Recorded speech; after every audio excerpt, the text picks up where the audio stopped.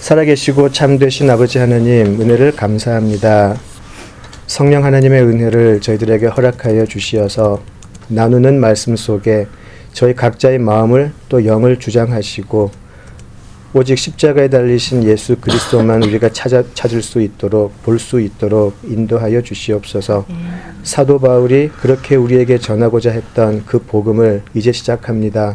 시작하는 발걸음 인도하여 주시고 우리 모두가 그 귀한 복음을 발견할 수 있는 시간 되게 하여 주시옵소서. 예수님 이름으로 기도드립니다. 아멘. 예, 반갑습니다. 예, 한 주 잘 보내셨을 것이라고 생각을 하고요. 예, 지난 주에는 이제 그 로마서에 대해서 약간 그 서론이라 그럴까요? 이제 그 컨텍스트에 대해서 조금 그 로마서라는 그 서신이 쓰여진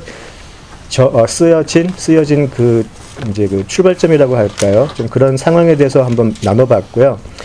오늘은 로마서 1장 1절을 가지고 이제 로마서 이제 본격적으로 한번 본문을 한번 공부해 보도록 하겠습니다. 로마서 1장 1절부터 7절까지 우리 함께 읽어보죠.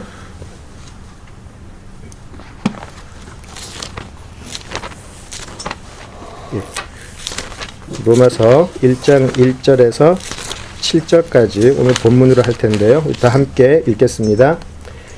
예수 그리스도의 종 바울은 사도로 부르심을 받아 하나님의 복음을 위하여 택정함을 입었으니 이 복음은 하나님이 선지자들을 통하여 그의 아들에 관하여 성경에 미리 약속하신 것이라. 그의 아들에 관하여 말하면 육신으로는 다윗의 혈통에서 나셨고 성결의 영으로는 죽은 자들 가운데서 부활하사 능력으로 하나님의 아들로 선포되셨으니 곧 우리 주 예수 그리스도시니라. 그로 말미암아 우리가 은혜와 사도의 직분을 받아 그의 이름을 위하여 모든 이방인 중에서 믿어 순종하게 하나니 너희도 그들 중에서 예수 그리스도의 것으로 부르심을 받은 자니라. 로마에서 하나님의 사랑하심을 받고 성도로 부르심을 받은 모든 자에게 하나님 우리 아버지와 주 예수 그리스도로부터 은혜와 평강이 있기를 원하노라. 아멘. 예. 어떻게 보면 보통 우리가 그 편지를 보낼 때 좀 그냥 가볍게 할 수 있는 인사말 정도가 아닐까 그렇게 볼 수 있는 7구절인데요. 특별히 로마서 같은 경우는 바울이 다른 교회에 보냈던 서신하고는 조금 다르게 이 첫 7구절이 굉장히 중요한 역할을 하게 돼요. 왜냐하면 다른 교회에 편지를 보낼 때는 그 사람들을 이미 바울이 만나봤거나 그 사람들이 그 바울이 누구인지에 대해서 잘 알고 있는 상황이었었어요. 근데 로마 교인들 같은 경우는 바울을 만난 적이 없고요. 바울이 거기 가서 전도한 적도 없어요. 그래서 처음에 내가 누구고 내가 하고자 하는 일이 이런 것이다라고 밝히는 것은 특별히 로마서에서는 굉장히 중요한 역할을 할 수밖에 없었어요. 특별히 이제 뭐 지금도 그렇지만 그때는 권세라는 게 굉장히 중요했죠. 특별히 유대인들에게도 그 권세라는 게 굉장히 중요해서요. 요한복음이나 마가복음서를 공부하시다 보면 이런 장면을 자주 보시게 돼요. 예수님이 어떤 이적을 베풀었거나 어떤 이야기를 하시고 나면 유대인들의 첫 반응이 뭐냐면 네가 무슨 권세로 그런 것을 하느냐, 네가 무슨 권세로 귀신을 쫓아냈느냐, 네가 무슨 권세로 하나님을 아버지라고 하느냐, 그 권세에 대한 어떤 집착이 있어요. 마찬가지로 사도 바울이 누군지를 모르는 상황에서 이 편지를 받는 많은 사람들이 처음 들 수 있는 생각이 이거였을 거예요. 네가 무슨 권세로. 그렇죠? 자, 그런데 지금 사도 바울이 이 짧은 인사말 그 7절을 거쳐서 나오는 짧은 인사말을 끝내고 나서 시작해야 하는 것은 하나님의 복음이 무엇인가에 관한 거였거든요. 그런데 로마 교회는 이미 복음을 뭔지 알고 있었고 자기들끼리 굉장히 상당히 뜨거운 그런 공동체를 만들고 있었는데 충분히 그렇게 할 수 있죠. 당신이 뭔데 이미 우리가 알고 있는 복음을 또 전하려고 그래? 말할 수 있었겠죠. 그래서 로마서는 이 인사말 이 7구절이 굉장히 중요해요. 그래서 1장 1절을 오늘 살펴볼 텐데요. 이렇게 매주 만나서 한 절씩 하는 건 아니니까 걱정 안 하셔도 되겠습니다. 그렇게 하면 이제 우리 또 예수님 재림하시기 전까지 끝을 못 내는 경우가 있기 때문에 오늘은 1장 1절을 중심으로 한번 보겠습니다. 자, 바울이 지난주에 3차 전도 여행을 마치고 이 편지를 쓰는 거라고 말씀을 드렸잖아요. 그러니까 사도 바울은 지금까지 사역에 관한 한 누구보다도 베테랑이죠. 그리고 정말 많은 상황을 접했을 것이고요. 어떤 곳에 가서는 본인을 굉장히 환영해주는 공동체도 있었고, 그렇지만 대다수의 경우가 핍박이라는 걸 받았었죠. 자, 그런 사람에게 로마 교회, 이미 왕성하게 서 있는 로마 교회가 복음에 대해서 다시 듣는다. 이 그림이 굉장히 부자연스러운 모습이에요.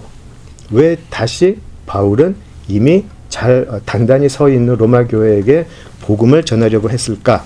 자, 1절을 한번 보시죠.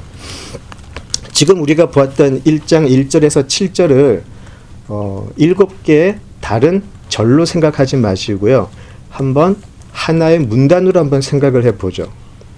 전체를 한번 보시게 되면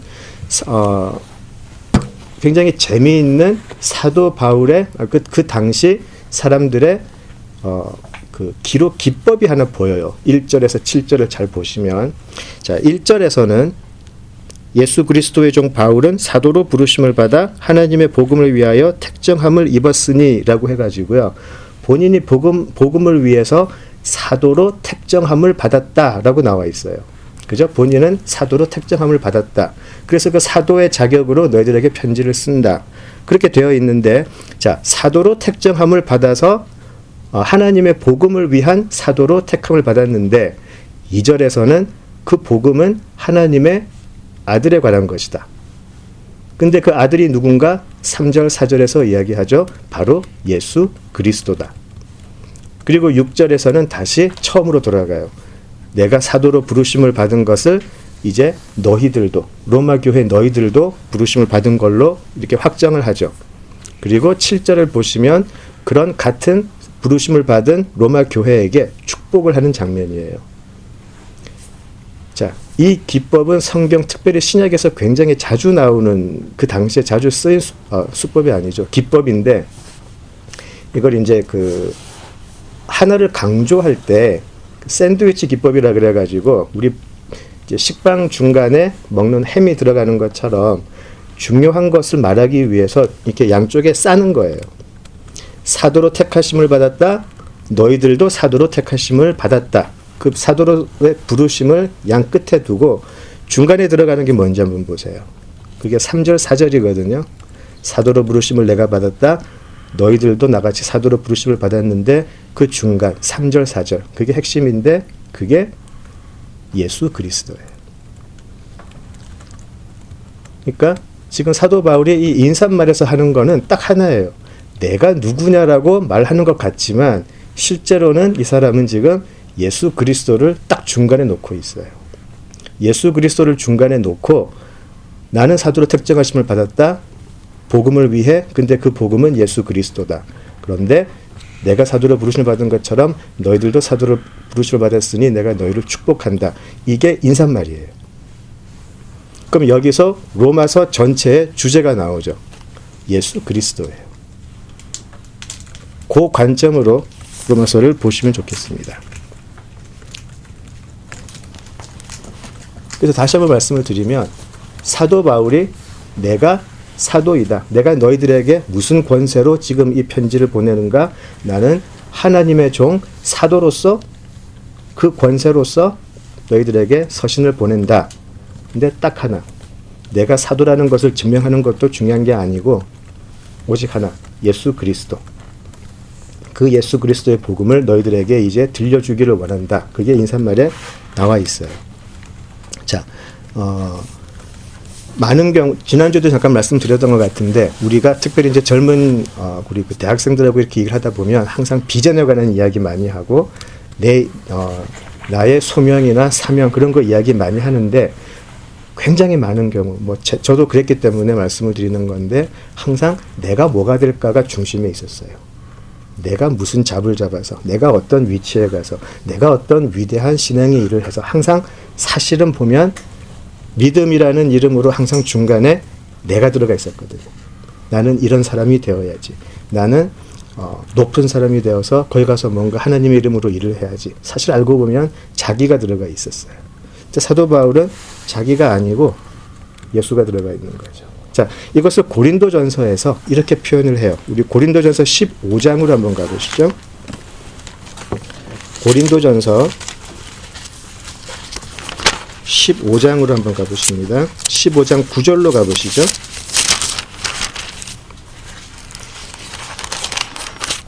굉장히 잘 아시는 부분이에요. 고린도전서 15장 9절에서 10절. 다 함께 읽죠. 나는 사도 중에 가장 작은 자라. 나는 하나님의 교회를 박해하였으므로 사도라 칭함받기를 감당하지 못하리라.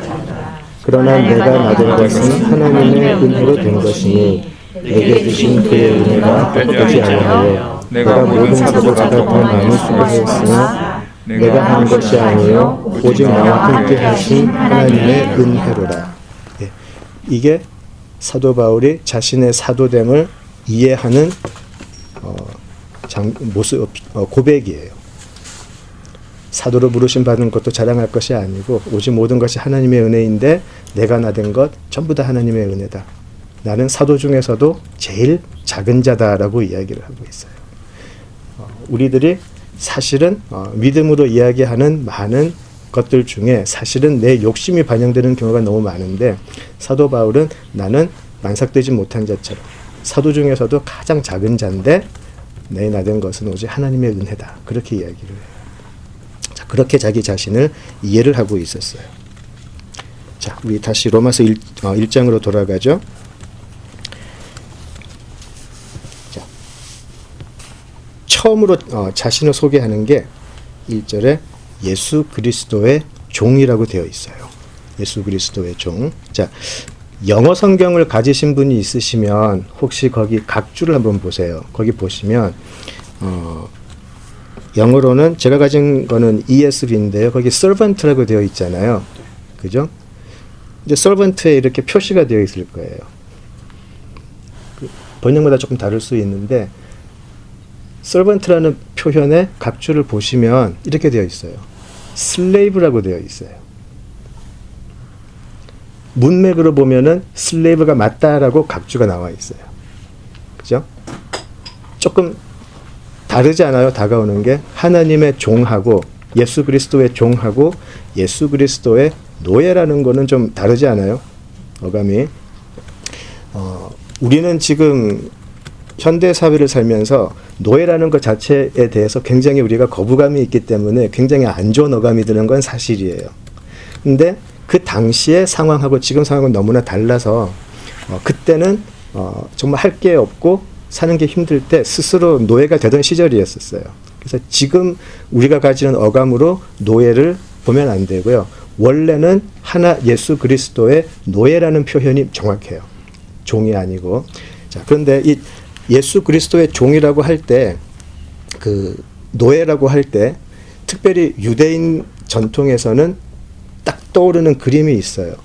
예수 그리스도의 종 그러면 예수 그리스도의 종 바울. 이게 이제 그 출애굽기에서 보시면 하나님이 시내산에서 이제 모세를 만나고 이제 그 율법을 주고 하시잖아요. 그때 처음에 나온 게 사실은 노예법이에요. 노예법인데 한번 들어보셨는지 모르겠어요. 6년 동안 어떤 사람이 주인 밑에서 6년 동안 노예 생활을 해요. 그래서 그 집에서 먹고 살면서 그 주인 되는 집에서 6년 동안 섬기죠. 7년째가 되면 이 사람은 이제 자유인이 될 수가 있어요. 그런데 이 사람이 그 주인하고 사는 것을 좋게 여겨서 나는 자유인이 돼서 나가는 게 싫습니다. 나는 이 주인 밑에서 계속 노예로 살겠습니다. 라고 하면 하는 게 하나 있어요. 예, 귀를 뚫죠. 예. 근데 굉장히 좀 아름답지 않은 모습 같아요. 저기 문에 데리고 가서 문에다가 귀를 대고 송곳으로 찍으라고 나와 있어요. 이제 그게 귀에 구멍을 뚫고 뭐 상처가 나든지 이제 그 당시에 또 이렇게 조그마한 귀걸이 같은 걸 실제로 많이 했다 그래요, 노예들이. 그래서 지금은 이제 귀뚫어서 좋은 귀걸이 많이 하고 다니지만 옛날에는 귀뚫어서 귀걸이고 다니면 아, 누구의 노예구나라고 이제 금방 알 수 있는 거죠. 이제 이렇게 표시를 하는 거죠. 결혼하고 나서 우리가 손에 반지를 하는 것처럼 나는 내가 선택해서 이 주인 밑에 영원히 노예로 살겠습니다라고 표시하는 표시였었어요. 그게 당시의 노예법이었었어요. 제가 미국에 처음 왔었을 때 교회 그 리트릿을 갔는데 그 노래 제목이 Pierce My Ear이라는 찬양이 있었어요. 예, 들어보셨는지 모르겠는데 참 노래 제목 이상하다. 저는 그때 성경을 잘 모를 때여가지고 자, 저런 것도 찬양을 하는구나, 미국은. 그렇게 생각했었거든요. 근데 이제 나중에 알게 된 거죠. 자, 그 당시 노예들은 이제 내가 나에게 주어진 자유를 포기하겠습니다의 선언이었었어요. 그리고 한 번 그 기회 때 나는 누구의 노예가 되겠습니다고 하면 그거는 종신 노예가 돼요. 이제 더 이상 그 사람에게 자유의 기회는 없어요. 죽을 때까지 그 주인을 섬겨야 돼요. 이제 내가 가지고 있는 꿈이나 내가 내 삶을 향한 어떠한 소망도 다 포기하겠다라는 그 결단이죠. 오직 내 삶의 주관자는 나의 주인입니다. 저 주인이 내가 살아가는 모든 방향을 주장할 것이고 책임질 겁니다. 거기에 대한 신뢰도 들어있고요. 그게 그 당시 얘기했던 누구의 종, 그런 표현이었거든요. 근데 재미있는 게 보면 사도 바울이 또 갈라디아서에 보면은 이런 말을 해요. 내가 그리스도의 내 몸에 흔적을 가지고 있다라고 이야기를 해요. 어딘가에 흔적이 있다는 거죠. 그죠? 근데 그게 사실 우리한테 다 있거든요. 갈라디아서에서 말하는 바울이 말하는 내가 그리스도의 종이 됐다는 흔적, 그게 무엇일까? 그 스티그마라고 보통 얘기 많이 하는데 그 굉장히 사실 챌린징이 되는 말이죠. 과연 나는 내 삶 속에서 어떤 예수의 흔적을 가지고 있을까? 생각을 좀 해보면 좋을 것 같아요. 어떤 흔적을 나는 가지고 있을까? 예수님은 거꾸로 우리를 위해서 흔적을 지니셨어요. 그죠? 예수님은 사실 주인이 되시는데 그 주인이 오히려 거꾸로 우리를 위해서 구멍이 난 거죠. 그게 부활하셔서 오셨을 때 보여주셨던 십자가의 못자국이었었어요. 엉뚱하게 주인이 종이 되는 우리를 위해서 그 흔적을 주인이 먼저 갖고 있더라는 거죠. 그래서 우리가 복음을 이야기하고 구원을 이야기할 때 이 십자가의 흔적은 중심이 될 수밖에 없어요. 요즘 욕 많이 들어먹는 우리 기독교, 어쩌면 우리는 이 흔적 없이 계속해서 우리는 예수 그리스도의 교회다라고 주장하는 것 때문에 그런 게 아닌지 모르겠어요. 흔적이 안 보이니까. 그냥 우리가 선한 삶을 살고 착한 삶을 살고 이런 거 말고 진짜 십자가의 흔적이 우리 속에 있을까? 왜냐하면 십자가의 흔적이 저 사람은 예수 그리스도의 종이 맞구나를 확인을 하는 거니까. 그죠? 자, 그리고 이 종이라는 것, 특히 예수 그리스도의 종, 하나님의 종이라고 할 때 그 종은 또 다른 의미도 있어요. 구약에서는 하나님의 종이라는 표현을 누구한테 썼냐면 구약까지 갈 거 없어요. 요즘 하나님의 종 하면 누가 생각나세요? 예, 목사님도 생각나죠? 예, 우리는 하나님의 자녀들이고, 예. 예. 목사님 보통 얘기하잖아요. 주의 종, 그죠? 구약에서도 그랬어요. 구약에서는 제사장이나 선지자들한테 하나님의 종이라는 표현을 썼어요. 그래서 모세에게도 그런 표현을 썼고, 이사야나 예레미야나 아모스나 보시면 그 많은 선지자들에게 하나님의 종이라는 표현을 썼어요. 굉장히 사실 영광된 거죠. 그 유대인들의 그 역사 속에서는. 그래서 사도 바울이 이 예수 그리스도의 종이라고 했었을 때 어떤 의미로 썼을지는 모르겠어요. 처음에 우리가 이야기했던 그 구약의 관습을 따른 예수 그리스도의 종인 건지 아니면 어떤 그 선지자적인 그런 권세로 종을 쓴 건지 그는 모르겠어요. 자, 그런데 이 무엇의 종이라는 이 표현이 사실 로마서에서 6장에서 굉장히 중요한 역할을 해요. 그래서 이 뭐뭐의 종이라는 거에 대해서 조금 생각을 해 보시면 복음의 가장 기초를 알 수가 있거든요. 우리 6장으로 한번 가보시죠.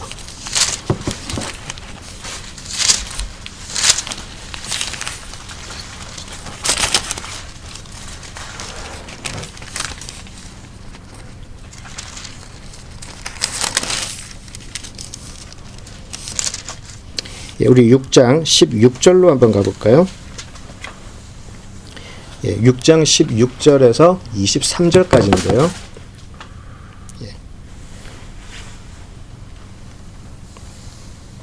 예, 우리 다 함께 읽겠습니다. 6장 16절입니다. 너희 자신을 종으로 내주어 누구에게 순종하든지 그 순종함을 받는 자의 종인 줄을 너희가 알지 못하느냐? 혹은 죄의 종으로 사망에 이르고 혹은 순종의 종으로 의에 이르느니라. 하나님께 감사하리로다. 너희가 본래 죄의 종이더니 너희에게 전하여 준 바 교훈의 본을 마음으로 순종하여 죄로부터 해방되어 의에게 종이 되었느니라. 너희 육신이 연약함으로 내가 사람의 예대로 말하노니 전에 너희가 너희 지체를 부정과 불법에 내주어 불법에 이른 것 같이 이제는 너희 지체를 의에게 종으로 내주어 거룩함에 이르라. 너희가 죄의 종이 되었을 때에는 의에 대하여 자유로웠느니라. 너희가 그때에 무슨 열매를 얻었느냐? 이제는 너희가 그 일을 부끄러워하나니 이는 그 마지막이 사망이니라. 그러나 이제는 너희가 죄로부터 해방되고 하나님께 종이 되어 거룩함에 이르는 열매를 맺었으니 그 마지막은 영생이라. 죄 삭은 사망이요 하나님의 은사는 그리스도 예수 우리 주 안에 있는 영생이니라. 아멘. 예. 재밌죠? 이 의의 종과 죄의 종을 대비를 하면서 사도 바울은 지금 복음의 가장 핵심을 이야기를 하고 있어요. 너희는 옛날에 죄에 대한 종이었다. 죄가 시키는 대로 할 수밖에 없는 삶을 살고 있었고 너희들의 주권이라는 것은 아예 처음부터 없었다. 그런데 그 죄의 종이 되었더니 결국은 사망이다. 그런데 너희들이 지금은 죄의 종에서 의의 종이 되었다. 의의 종이 되었더니 그 결국은 영생이다. 부활이고 영생이다. 이렇게 나와 있는 거죠. 자, 죄의 종에서 의의 종. 같은 종이에요. 같은 종인데 하나는 죄의 종이고 또 다른 것은 의의 종이에요. 이게 사실은 구원이라는 거죠. 이게 구원이죠. 우리가 구원을 죽어서 천국 가는 그런 것으로 생각을 한다면 사실은 그 구원에는 뭐라 그럴까요? 복음이 없는 구원이에요. 사실 그것은 구원이 아니죠. 구원이라는 말 자체가 어디서 건져낸다라는 건데 어디서 건져냈는가? 죄의 종이었던 우리를 그 세상에서 건져냈다는 것이죠. 자, 그러기 위해서 우리가 살고 있는 이 모든 세상이 알고 봤더니 다 비극이고 다 죄악이고 알게 되는 거죠. 그리고 나는 거기서 어쩔 수 없이 움직여 다니는 아주 뭐라 그럴까요? 아주 소망 없는 존재였구나. 그것을 깨닫게 되는 거죠. 그런데 어느 날 누가 와서 나를 건져가 버렸어요. 건져가서 보니까 갑자기 의의 종으로 바뀌어 있다라는 것이죠. 내 노력도 아니고 내 잘남도 아니고 오직 제3자가 와서 누가 나를 꺼냈다라는 거죠. 그게 구원인데, 자, 예수 그리스도의 종이라고 사도 바울이 자신을 1장 1절에서 이야기를 했어요. 그리고 그것을 가지고 로마서에서 계속해서 사도 바울은 죄의 종, 하나님의 종, 의의 종 그렇게 해가지고 이 슬레이브라는 말을 가지고 우리 구원과 복음을 이야기를 하는 거죠. 전체적으로 보면 사도 바울이 썼던 서신서를 자세히 보시면은요 반대 말을 더 자주 해요. 종의 반대는 주인이잖아요. 사도 바울은 주인이라는 말을 굉장히 즐겨해요. My Lord. 예수님을 이야기할 때 내 주인이라는 말을 가장 많이 써요. 본인은 예수님의 종이라는 그 생각이 너무 확고했던 것 같아요. 그래서 항상 예수님을 얘기할 때 My Lord라고 하죠. 계속해서 내 주님이라고, 나의 주. 단순한 구원자가 아닌 내 주인, 삶의 주인이시라고 계속 고백을 해요.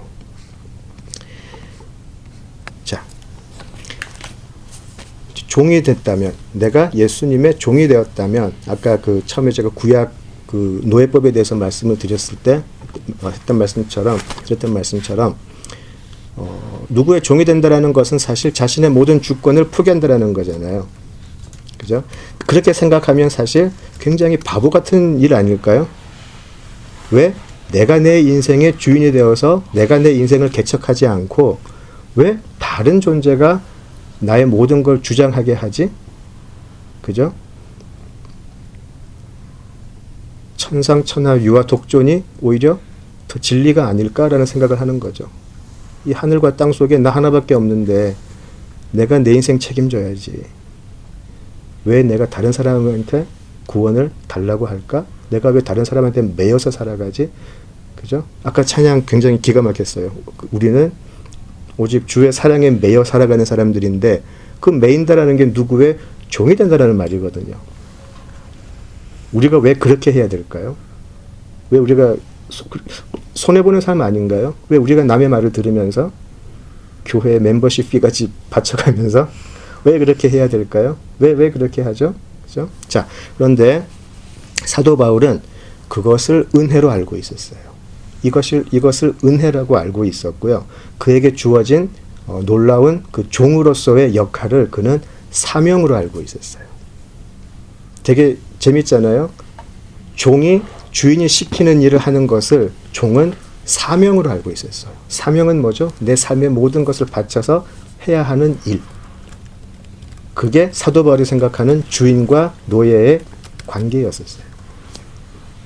그리고 사도 바울은 로마 교인들에게 똑같이 그래요. 너희들도 하나님의 종 맞잖아.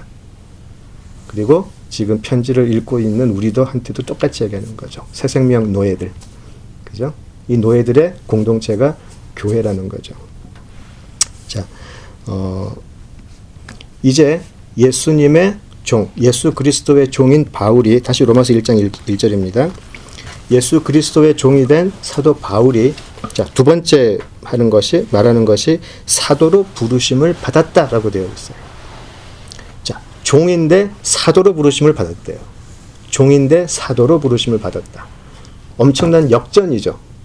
노예가 갑자기 사도로 부르심을 받았다라고 하는 말은 좀 이해가 되지 않죠. 그죠? 사도가 되었다. 사도로 부르심을 받는 것에는 이제 성경 사도행전을 보시면 잘 나와 있어요. 그 크라이테리아가 있어요. 가룟 유다가 이제 자살을 하잖아요. 자살을 하고 나서 이제 한 명이 비니까 12명 중에 한 명이 비니까 이거를 채워야 되는데 이제 한 명을 뽑았어야 돼요. 그때 이제 그 누가 될 수 있을까라고 이야기를 해서 결론을 낸 게 있어요. 사도행전에. 예수 그리스도의 세례부터 예수 그리스도의 부활까지 이것을 목격한 사람이에요. 그 사람 중에 한 사람이 사도가 되어야 돼요. 그러니까 예수 그리스도의 그 온 사역을 따라다닌 사람이에요. 예수님이 세례를 받으면서 본 사역을 시작하시는 순간부터 예수님의 부활까지 목격을 한 사람. 거기서 나왔어야 돼요. 문제가 있어요. 그때 사도 바울은 없었거든요. 그러니까 사도 바울은 사실 사도로 칭할 수가 없죠. 그죠? 그러니까 사도 바울은 예수님의 사역에 따라다닌 적이 없잖아요. 근데 사도 바울은 지금 자신이 사도로 부르심을 받았다라고 얘기를 하거든요. 말이 앞뒤가 안 맞죠. 자세히 또 생각해 보시면 사도 바울이 부활의 예수님을 만났어요. 다메섹 도상에서. 그죠? 그리고 성령의 인도하심을 따라 예수의 복음을 배웠다라고 또 나와 있어요. 그죠? 다만 예수님이 살아계실 때 그걸 하지는 못했어요. 그렇지만 이거는 계속해서 사도 바울에게는 가시가 되어서 사도 바울의 사역 내내 이게 따라다녀요. 그래서 특별히 고린도 전서 같은 걸 보시면 굉장히 많은 고린도 교인들이 사도 바울의 사도권을 도전하죠. 그죠? 그리고 사도 바울은 다른 곳에 가서 항상 자기가 사도가 맞다라는 것을 증명을 했었어야 돼요. 굉장히 힘들었을 거예요. 나는 복음을 전하고 싶은데 자꾸 네가 뭔데라고 얘기를 하니까 얼마나 힘들었겠어요. 계속 하는 거죠. 또 여기서는 똑같이 얘기해요. 로마서에서. 나는 예수 그리스도의 종인데 갑자기 사도로 난 부르심을 받은 사람이다.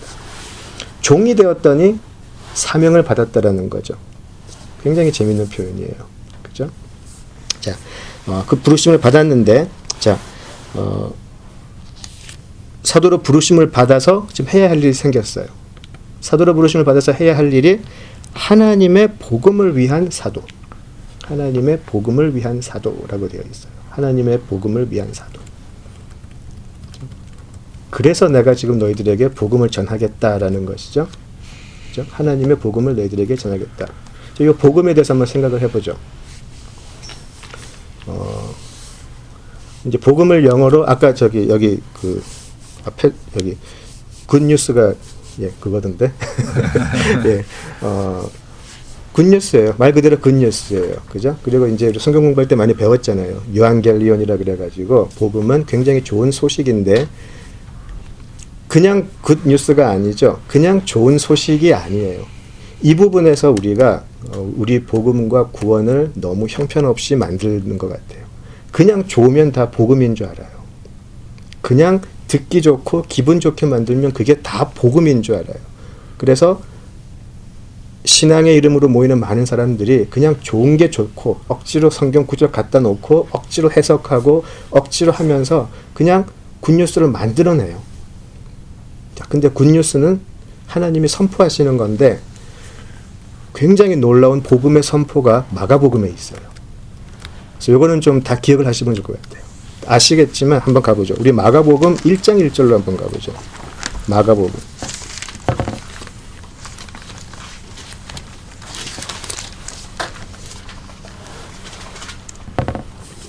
네. 천지가 개벽할 수 있는 그런 선언이 마가복음 1장 1절이에요. 자, 같이 읽을까요? 하나님의 아들 예수 그리스도의 복음의 시작이라. 이게 얼마나 엄청난 선언인지 아시겠어요? 자, 왜냐하면 아까 유앙겔리온이라고 그랬는데 굿뉴스인데, 자, 여기서 계속 하나님의 복음, 예수 그리스도의 복음 이렇게 나와 있는데 원래 그 당시에 유앙겔리온 그 복음이라고 쓰였을 때는 황제에 관한 거였었어요. 로마 황제에 관한 거. 그래서 황제한테 좋은 일이 생기면 그걸 복음이라고 그랬었어요. 어떤 복음이 있었을까요? 황제에 관한 것? 황제가 대를 이을 아들을 낳았을 때. 그죠? 아니면 한 황제가 죽고 새로운 황제가 새로운 정부를 시작을 할 때. 다 복음이죠. 또는 전쟁이 있었는데 이겼어요. 복음이죠. 그런 것들이 복음이었어요. 한 황제가 통치하는 것에 있어서의 좋은 소식이 그 당시에 유앙겔리온이었었어요. 복음. 자, 그렇다면 여기서 마가복음 1장 1절의 시작이 하나님의 아들 예수 그리스도의 복음의 시작이라고 나와 있거든요. 로마 시내 나가서 마가복음을 읽는데 1장 1절만 딱 읽으면 벌써 화살이 날라오고 칼이 날라올 거예요. 왜냐하면 반역이잖아요. 복음이 아니에요. 복음은 황제에 관한 거여야만 하는데 여기서는 지금 예수 그리스도의 복음이 시작됐다라고 얘기를 하거든요. 로마 황제는 분명히 있는데 갑자기 새로운 시대가 시작이 됐다. 쿠데타죠. 정부 전복 뭐 그런 세력이에요. 1장 1절로 끝날 수 있어요. 자, 그래서 복음을 그런 표현 들어보셨는지 모르겠어요. 복음은 종말이에요. 끝이에요. 우리가 이때까지 알고 세상의 법으로 살고 왔던 모든 것이 끝나는 게 복음이에요. 그리고 새로운 시대가 시작되는 거죠. 새로운 하나님이 통치하시는 나라가 시작이 되는데 그 통치하심이 예수 그리스도다. 이게 복음이에요. 근데 여기에 감격이 없으니까 다들 이상한 걸로 복음을 만들어서 자꾸 교회들이 이상한 짓 하고 다니는데 오직 교회가 선포하는 복음은 이거예요. 예수 그리스도. 이때까지 우리가 알고 있었던 모든 세상의 법칙, 세상의 가치는 끝이 나고 하늘의 법칙, 하늘의 가치로 살아가는 사람들이 생겨나기 시작했다. 예수 그리스도로 말미암아. 이게 복음이에요. 그래서 이 복음이 선포될 때에 저항이 있을 수밖에 없죠. 로마가 싫어했고 유대교인들이 싫어했고 세상 사람들이 싫어했어요. 자신들이 알고 있던 세상이 끝나야 되기 때문에. 자기들이 이때까지 살고 있던 전혀 다른 가치의 삶을 이야기를 하니까 복음은 그들이 받아들일 수 없는 것이었죠. 그것이 복음이었어요. 자, 그런데 그래서 복음이 가는 곳마다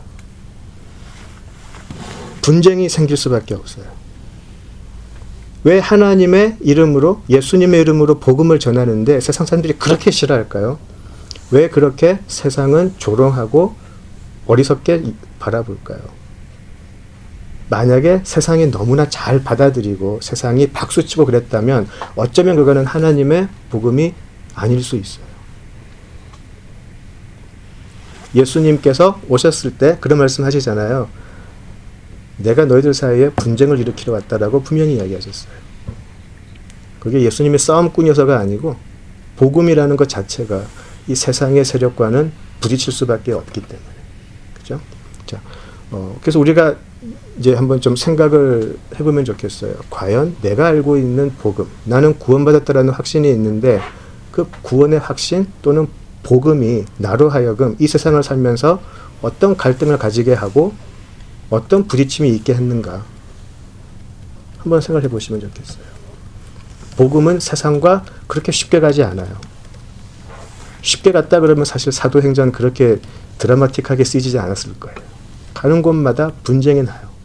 세상의 가치와 하늘의 가치는 충돌할 수밖에 없기 때문에. 근데 사도 바울이 예수님을 만나기 전에는 그 세상의 가치에 충실한 사람이었는데 예수님을 알고 나니까 하늘의 법칙을 보게 되고 하늘의 가치를 보게 되고 예수를 보게 되고 예수 없는 자신의 모습을 보게 되고 그랬더니 사람이 그냥 바뀌어버렸어요. 세상에서 볼 때 위대하게 바뀐 게 아니고 세상에서 볼 때 너무 가소롭게 변한 거죠. 그래서 세상은 그 사람을 조롱하고 그 사람에게 돌 던지고 그랬던 거죠. 그게 사도로 부르심을 받은 거예요. 예수님의 종이 되어서 사명을 받고 복음을 전하라는 사명을 받아서 열심히 일했더니 돌아오는 거는 돌밖에 없었다라는 거죠. 예전에는 내가 예수를 만나기 전에는 유대 사회에서 정말 존경받고 가는 곳마다 사람들에게 인기가 있고 남을 가르치고 그런 사람이었는데 예수 만나고 나니까 인생이 그냥 망해버렸어요. 자, 그럼에도 불구하고 사도 바울은 이런 말을 해요. 이거는 제가 그냥 읽어드릴게요. 무슨 말을 하냐면, 제가 갑자기 찾지를 못하겠네요. 사도 바울이 이런 말을 해요. 내가 지금 전하는 거, 내가 너희들에게 복음 전하는 거 부득불하는 일이다 라는 표현을 해요. 안 하면 나에게 저주가 있기 때문에. 그래서 한다. 그러니까 나는 내가 이걸 했다고 해서 박수 받을 것도 없고 내가 잘났다고 내세울 것도 없다. 왜냐하면 나는 예수님의 종이고 예수님의 종으로서 반드시 해야 될 일이기 때문에 그런 표현을 하죠. 그죠? 자, 사도 바울은 사도로서 바로 이 복음을 전해야 됐었어요. 그래서 어쩌면 사도 바울에게 주어진 딱 한 번의 기회, 로마 교인들에게 편지를 쓸 수 있는 딱 한 번의 기회가 생겼을 때 사도 바울은 딴 거 이야기 안 하고 하나님의 복음을 전해요. 그게 자기가 받은 일이기 때문에. 너희들이 얼마나 교회 건물이 커서 번쩍거리던, 너희들이 교세가 커서 얼마나 하루에 15부, 16부 예배를 하던, 그거는 내가 알 바 아니다. 나는 너희들에게 복음을 전해야 된다. 그래서 로마서에서 로마 교인들에게 복음을 전해요. 지난주에 보셨던 것처럼 사도 바울은 알고 있었을 거예요. 자기가 예루살렘에 가게 되면 그렇게 가고 싶은 로마 교회에 가지 못한다라는 걸 알고 있었을 거예요. 그러니까 어쩌면 지금 이 편지 하나는 자신이 로마 교회를 만나는 유일한 기회였을지 몰라요. 자, 그때 딱 하는 거 하나, 복음이에요. 복음을 전하는 거.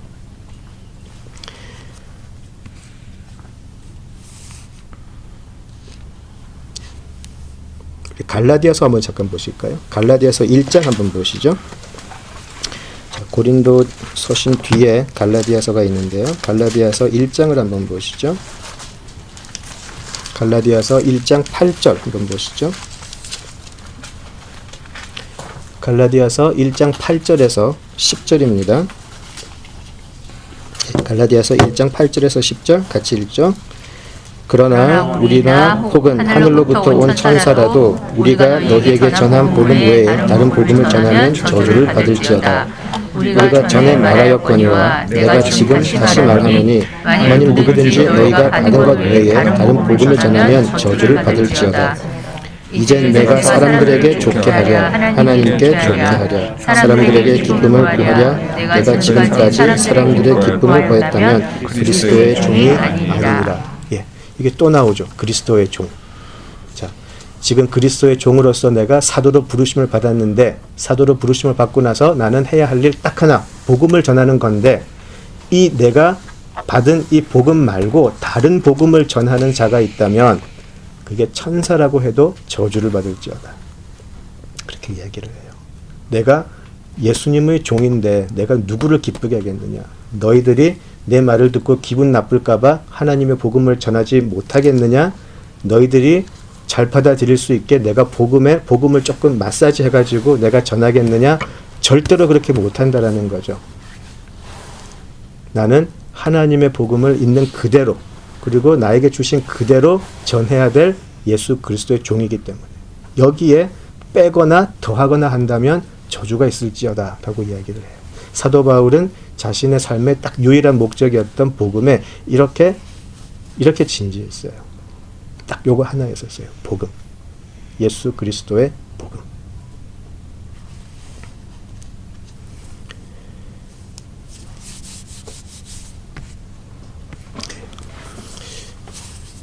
제가 말을 길게 하는데도 되게 빨리 하죠. 그래서 이렇게 몇 번씩 공부하다가 이렇게 숨이 막힐 때가 있을 텐데 심호흡을 좀 잘 하시고요. 이제 마지막 단어를 한번 보죠. 바울이 예수 그리스도의 종인데 예수 그리스도의 종이 되어서 사도로 부르심을 입었어요. 사도로 부르심을 입었더니 소명을 주셨는데 그것은 하나님의 복음을 전하는 거였어요. 자, 그런데 이 모든 것들이 사실은 하나님의 계획 안에 있었다. 처음부터 그렇게 이야기를 해요. 이렇게 이야기하죠. 하나님의 복음을 위하여 택정함을 입었다라는 표현을 해요. 택정함을 입었다. 그죠? 이 모든 것이 내가 그리스도의 종이 되고 사도가 되고 하나님의 복음을 전하는 것은 내가 택정함을 받은 것이다. 처음부터 철저하게 하나님의 계획 안에 있던 것이었다라고 이야기를 해요. 이 모든 것의 주권이 하나님께 있었다라는 고백이에요. 자, 사도행전 9장으로 한번 가보시죠. 사도행전 9장 15절입니다.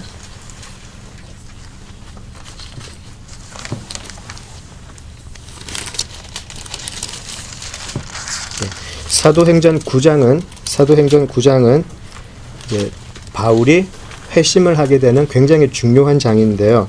사도행전 9장이 사실은 우리 기독교에서 굉장히 중요한 장이에요.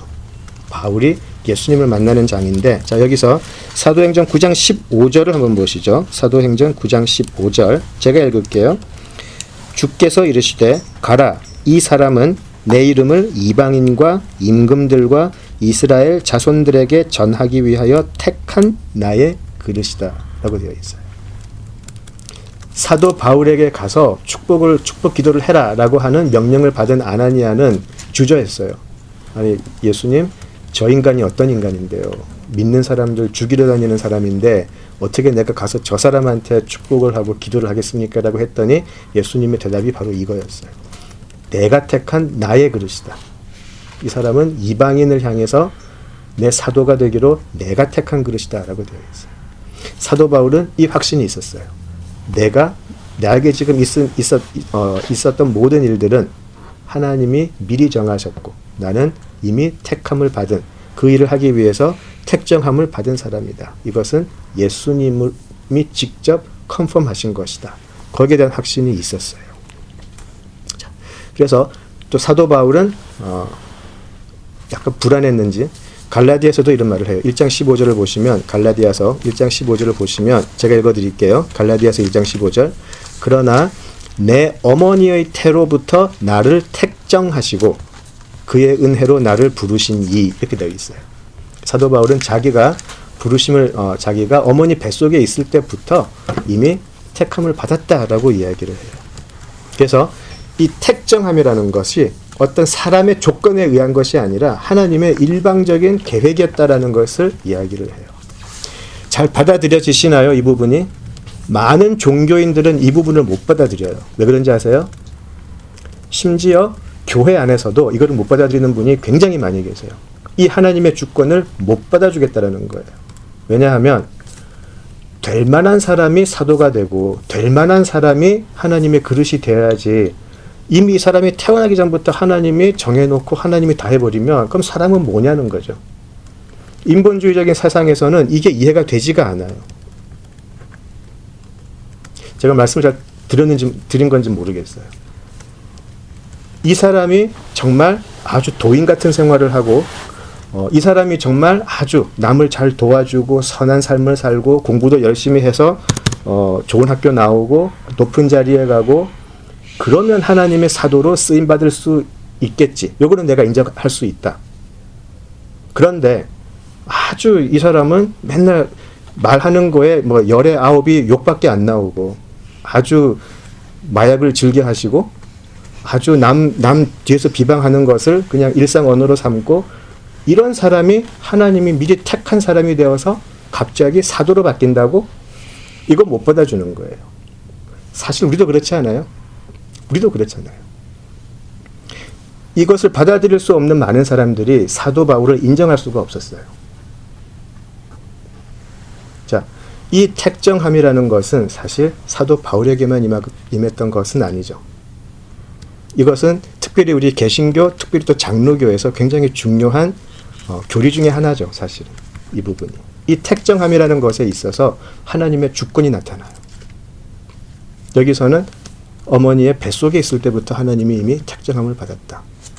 그죠? 자, 에베소서로 한번 가볼까요? 우리 에베소서 1장으로 가보시죠. 얼마 전에 에베소서로 저 새벽 기도 하실 때 공부했다고 들었는데,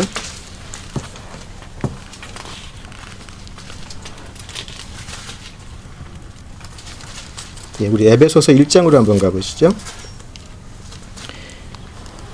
예, 에베소서 1장 4절에서 6절 함께 읽겠습니다.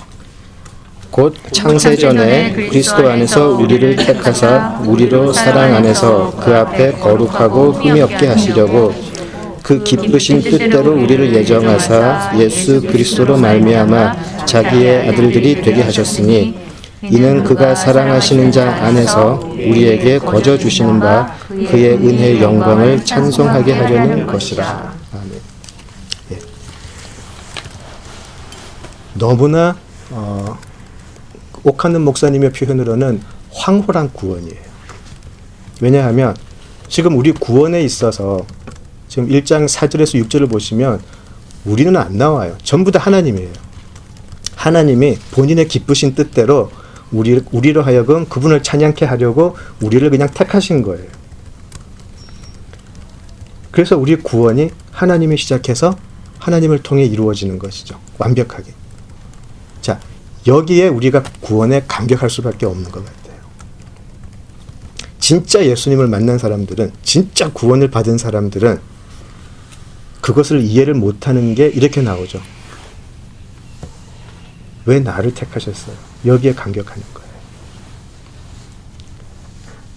내가 구원이라는 것을 알고 예수님을 알고 하나님의 택하심을 알고 다 보니까, 그리고 내 모습을 보니까 그때 깨닫기 시작해요. 아, 내가 하나님이었으면 나 구원 안 했을 것 같은데. 내 존재가 어떤지 내가 너무 잘 아는데 나는 진짜 구원받을 자격이 없는데 하나님이 나를 택하셔서 구원을 해주시고 왜 나를 구원하시지?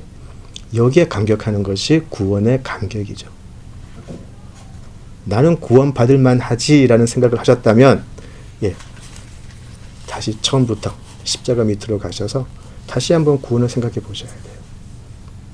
하나님 왜 나를 택하셨죠? 도저히 이해를 못하겠네요. 근데 하나님은 여기서 이렇게 대답하세요. 너를 왜 택했냐고? 나의 기쁜 뜻으로. 내 기쁜 뜻으로 내가 너를 선택했어. 내가 너에게 바라는 거 딱 하나. 나를 찬송해 주면 좋겠다. 딱 그거예요. 우리가 높은 자리에 올라가서 하나님께 영광 돌리겠습니다. 예, 그런 거 아니라는 거죠. 그런 거를 너무나 우리가 잘못 이해를 해서 우리 신앙의 열심을 엉뚱한 곳에 쏟고 있는데 에베소서 1장 4절에서 6절에서는 분명히 이야기를 해요. 하나님의 구원은 이미 우리가 태어나기 전부터 하나님께서 예정하셨고 하나님은 반드시 그 선하신 뜻으로 우리의 구원을 이루어 가실 거예요. 물론 우리는 거기서 아무것도 안 하는 건 아니겠지만 시작도 하나님, 완성하시는 분도 하나님이라는 거죠. 자, 사도 바울은 이 택정함을 입었으니라는 이 표현에서 이런 생각이 들지 않았을까 싶어요. 사도 바울이 택정함을, 내가 하나님께 이런 택정함을 받았다라는 것을 깨닫기 전에, 사도로 택정함을 받았다라는 것을 깨닫기 전에는 그 사람은 바리새인이었잖아요. 자, 바리새인이었는데 그 당시 바리새인들을 한번 생각을 해보죠. 그 당시 바리새인들은, 우리는 지금 바리새인 같은 인간 그래가지고 굉장히 안 좋은 의미가 있지만 그 당시 바리새인 그러면 아주 사회 지도층이었잖아요. 아주 존경할 만한 아주 높으신 양반들이었죠. 아주 종교적으로도 뭐 거의 완벽한 삶을 살고 있고 정말 그들은 늘 존경받아 마땅한 사람들이었는데 바리새인 스스로도 자신들은 그렇게 구별되어 있다는 생각을 하고 있었어요. 나는 태어날 때부터 바리새인처럼 아주 우리 공동체에서 존경받을 사람으로 구별돼서 태어난 사람이야라는 그런 의식이 있었어요. 사도 바울은 굉장히 컸겠죠. 애초부터 나는 택정함을 받았어. 바리새인이 되기 위해서. 근데 사도 바울은 지금 이제 그 택정함을 다르게 보고 있어요. 바리새인이 아니고 내가 사도로 부르심을 받아 예수 그리스도의 종이 되어서 사도로 부름받아 하나님의 그리스도의 복음을 전하는 그 일을 위해서 택정함을 받았다. 전혀 다른 택정함을 이야기하고 있는 것이죠. 자, 이제 그가 나 자신이 어떤 택정함을 받았나? 십자가의 길로 가는 택정함을 받았어요. 나는 십자가의 길을 증거해야 한다. 근데 그 십자가는 자기가 예수를 만나기 전에는 저주의 나무였어요.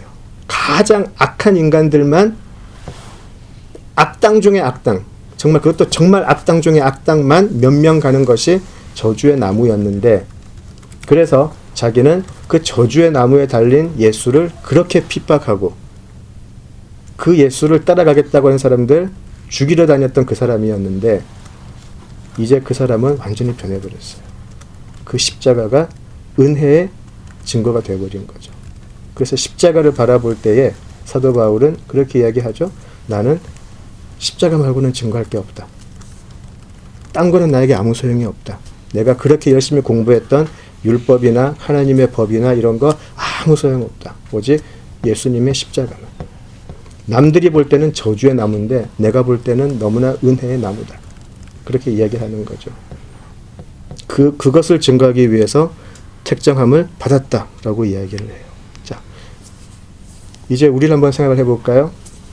오늘 그 1장 1절에서 나와 있던 사도 바울의 자기 자신에 대한 그 생각이 또 우리들에게도 그대로 전해졌으면 좋겠어요. 그대로 전해졌으면 좋겠어요. 나는 예수 그리스도의 종으로 과연 예수님의 인도하심의 목소리 앞에 과연 나는 순종하며 따라가고 있는가?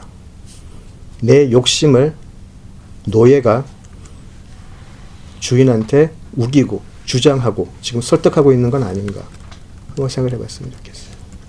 그리고 우리는 하나님의 복음을 위해서 택정함을 입었는데 과연 우리는 우리 스스로를 무엇을 위해서 예정받았다라고 생각을 하고 있을까? 하나님의 복음은 아까도 말씀드린 대로 마가복음에서 얘기하는 것처럼 예수 그리스도의 새로운 세상이 열린다라는 놀라운 선언이었었어요. 과연 나의 삶 속에는 예수 그리스도의 완벽한 통치가 시작되는 그런 신앙이 내 삶을 이끌고 있는가? 한번 다들 생각해 봤으면 좋겠어요. 혹시라도 노예가 주인 자리에 앉아가지고 내가 원하는 복음을 나는 스스로 만들어가면서 그것을 합리화시키기 위해서 복음을 이용하고 있는 것은 아닌가. 나는 진정으로 험한 십자가가 전부다라고 말하는 그 복음을 품고 있는가. 한번 생각해 보면 좋겠어요. 예. 또 우리 다음 주 만나기 전까지 한번 그런 걸 한번 고민을 해 보시고, 아마 우리가 살아가면서 죽는 날까지 이 고민 계속 해야 될 것 같아요. 사도 바울도 그랬잖아요. 우리 매일매일 이것을 고민하고 생각하고, 그 과정 자체가 구원의 길이니까요.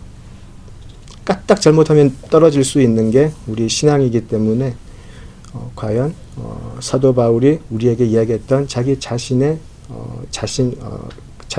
존재에 대한 그 인식, 과연 나는 나를 어떻게 이해하고 있나.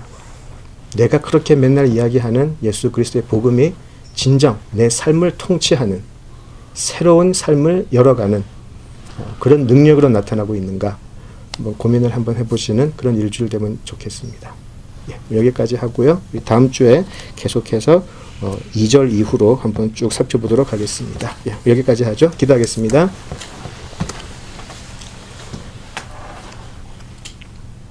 아버지 하나님, 우리들의 부족함, 우리들의 완악함, 이런 모든 어리석음들 속에서도 하나님의 뜻대로 저희들을 부르시고 하나님의 뜻대로 저희들을 예수님의 형상을 닮은 사람으로 만들어가 주시니 정말 은혜를 감사합니다. 아버지 하나님, 저희들이 이제 우리들의 삶에서 우리들의 것을 주장하지 아니하고 오직 우리들의 주인 대신 예수님의 복음만을 들고 살아갈 수 있는 우리들 되게 하여 주시옵소서. 세상에 늘 지고 사는 것 같고 늘 세상에 패배하고 사는 것 같지만 오히려 이 세상을 향해서 예수 그리스도의 복음이, 예수 그리스도의 나라가 시작되었다, 예수 그리스도의 통치가 시작되었다라고 말할 수 있는 우리 모두 되게 하여 주시옵소서. 예수님 이름으로 기도드립니다. 아멘.